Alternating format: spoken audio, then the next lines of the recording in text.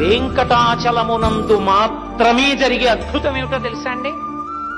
శిశువు నుండి వృద్ధుడి వరకు, స్త్రీ పురుష పండిత పామర కుల మత వర్ణ వివక్ష లేకుండా ఆనంద నిలయంలోకి మీరు ఇలా వెళ్ళి చూడగానే ఒక పెద్ద రాశీభూతమైన విద్యుత్ ఎలా లాగేస్తుందో అలా ఆయన మీ మనసు లాగుతాడు.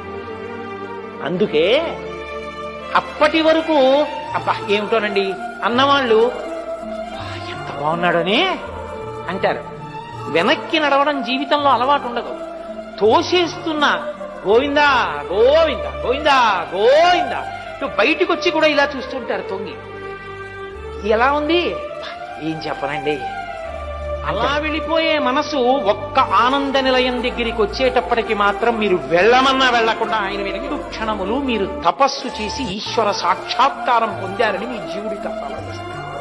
అది తపస్సిద్ధి. అందుకే ఆ విమానానికి ఆనంద నిలయం అని పేరు. Download ShareChat.